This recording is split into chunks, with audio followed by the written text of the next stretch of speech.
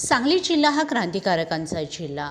या जिल्ह्यातच सरकार स्थापन करून इंग्रजांना सळो की पळो करून सोडलेले होते। त्यामुळे सरकारने ही गोष्ट लक्षात ठेवून शक्तिपीठ महामार्ग रद्द करावा। शेतकऱ्यांचा विरोध डावलून शक्तिपीठ महामार्ग करण्याचा प्रयत्न झाल्यास प्रसंगी कायदा हातात घ्यावा लागेल असा निर्वाणीचा इशारा शक्तिपीठ विरोधी मोर्चात नेत्यांनी शुक्रवारी सांगलीमधील जिल्हाधिकार्यालयासमोर झालेल्या सभेमध्ये दिला।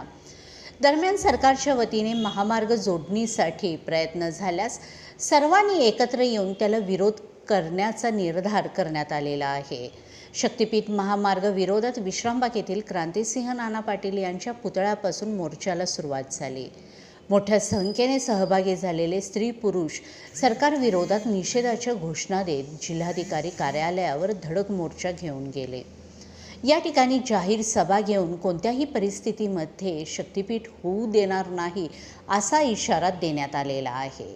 आमदार जयंत पाटील, माजी खासदार राजू शेट्टी, खासदार विशाल पाटील, आमदार सतेज पाटील, माजी मंत्री शिवाजीराव नाईक, महादेव जानकर, धनाजी गुरव, बीजी पाटील, रणजित नाईक, दीपक लाड, रविराज साबळे, अभिजित पाटील, संदीप राजोबा आदी उपस्थित होते।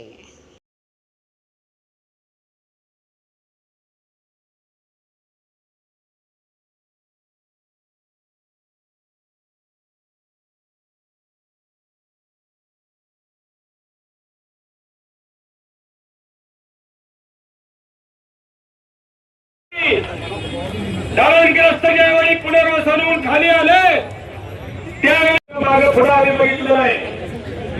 हा रस्ता सुद्धा गावागावातल्या जमिनी देण्याचं काम आम्ही सगळ्यांनी केलं।